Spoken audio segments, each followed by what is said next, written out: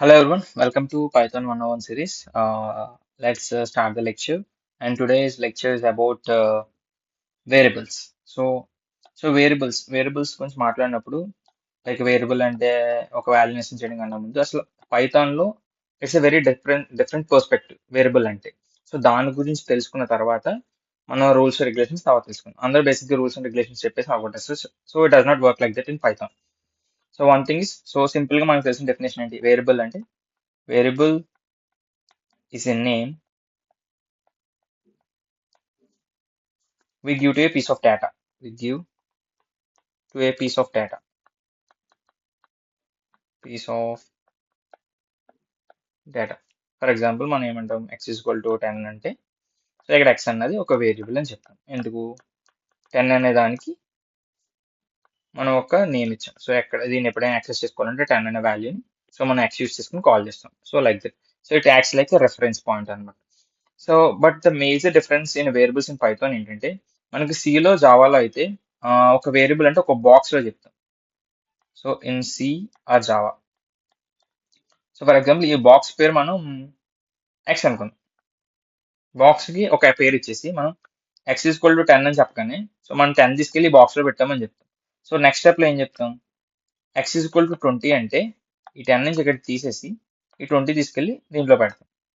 అలా కాకుండా for example X equal to 10 అని ఇలా తీసుకుని తర్వాత వై ఈక్వల్ టు 10 అన్నాం ఏమవుతుంది? అది మళ్ళీ ఇంకో బాక్స్ క్రియేట్ చేస్తుంది, వై అనే బాక్స్. దాంట్లో కూడా 10 అనే వాల్యూని స్టోర్ చేస్తుంది.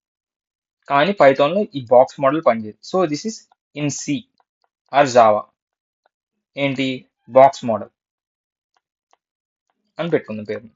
సో పైథాన్ లో ఎలా వర్క్ చేస్తుంది అంటే Python it is like A label. Python లో label model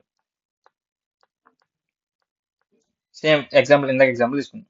for example X equal to 10 అనగానే it does not create any box or anything. So అది ఏం చేస్తుందంటే మనకి పైథాన్ లో హీప్ మెమరీ ఉంటుంది. సో హీప్ మెమరీ ఒక 10 అనే వాల్యూ ఉంది అనుకుందాం. సో ఈ 10 అనే వాల్యూకి మనం ఒక లేబుల్ పెడుతున్నాం అనుకుందాం. మన స్టిక్కీ నోట్స్ ఉంటాయి కదా, స్టిక్కీ నోట్స్ లో సో ఎక్స్ అనే స్టిక్కీ నోట్ అంటించాం అనుకుందాం. దాని మీద తీసుకెళ్ళి ఒక 10 అనేది ఒక ఆబ్జెక్ట్ అనుకుందాం కాసేపు, ఎందుకంటే మనం ఆబ్జెక్ట్స్ కింద మాట్లాడుకుంటాం. సో ఒక 10 అని ఒక ఆబ్జెక్ట్ అనుకుంటే దాని మీద తీసుకెళ్ళి ఒక స్టిక్కీ నోట్ అంటించాం ఎక్స్ అని. సో నెక్స్ట్ టైం మళ్ళీ మీరు వై ఈక్వల్ టు 10 అని ఇవ్వగానే ఇంకో చోట 10 అని క్రియేట్ అయ్యి దానికి వై అని అంటించదు పైథాన్. సో పైథాన్ లో it does not work like that. So Python లో ఎలా వర్క్ అవుతుందంటే సో పైథాన్ ఏం చేస్తుంది వై ఈక్వల్ 10 అనగానే ఈ 10 మీద ఇంకో లేబుల్ అంటిస్తుంది.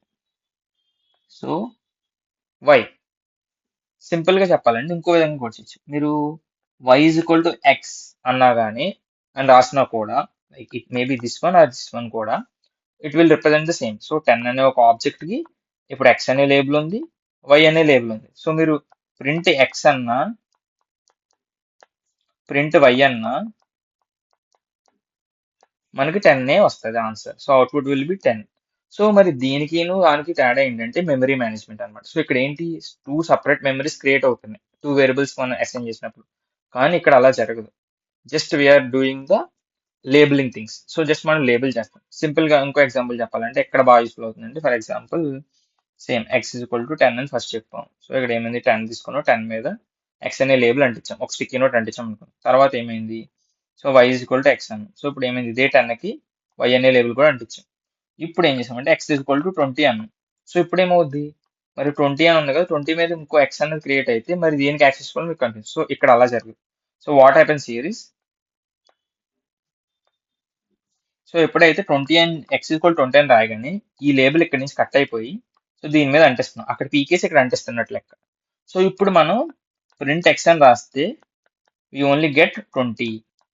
అలాగే ప్రింట్ వై అని రాస్తే వి గెట్ 10. ఎందుకంటే ఇంకా వై అనే లేబుల్ ఆ 10 మీద అటాచ్ అయ్యే ఉంది. We just remove the X అనే లేబుల్ మాత్రమే మనం రిమూవ్ చేసి 20 మీద అంటించాం. అర్థమైందా?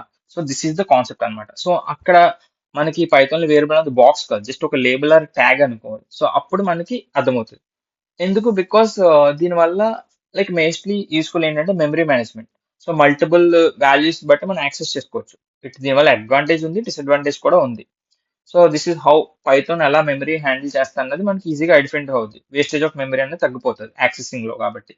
నెక్స్ట్ వన్ మోర్ థింగ్ ఏంటంటే నార్మల్గా మనకి సిలో కానీ మ్యాథ్స్లో కానీ ఈక్వల్ టు అంటే దాని మీనింగ్ ఏంటి? Is equal to. So I mean like మనం ఈ సింబల్ రాసామంటే ఈజ్ ఈక్వల్ టు అని అర్థం. సో అంటే మన సిఆర్ జావా తీసుకుంటే ఎక్స్ ఈజ్ ఈక్వల్ టు 10 అంటే అంతే, ఎక్స్ వాల్యూ 10 అని పెడుతున్నట్టు. కానీ పైథాన్లో అలా కాదు. పైథాన్లో ఎక్స్ ఈజ్ ఈక్వల్ టు 10 అంటే so X is the label for 10. So మనం ఏం చెప్తున్నాం, కంప్యూటర్కి ఎక్స్ అనే లేబుల్ తీసుకెళ్ళి 10కి ఎక్కించు అని చెప్తాను. So this is how it works అనమాట. So I will give you one question, you can answer it down below. So for suppose 10 is equal to x అని రాసాం. సో ఇది వర్క్ అవుతుందా లేదా? You have to answer it down below. Otherwise I will explain in the next lecture. So next lecture start చేసే ముందు దీనికి answer చెప్తాను. So if have any doubts regarding this concept of variable. So variables అంటే మనకి rules regulations చెప్తారు. So but there is lot of thing you should know about this thing. ఎందుకంటే మనం డీప్గా వెళ్ళి కొద్దీ మనకు క్లారిటీ వస్తుంది. సో వేరియబుల్ అంటే ఎలా వర్క్ చేస్తుంది. So any doubts regarding this have to comment down and share it with your friends and subscribe the channel. Thank you.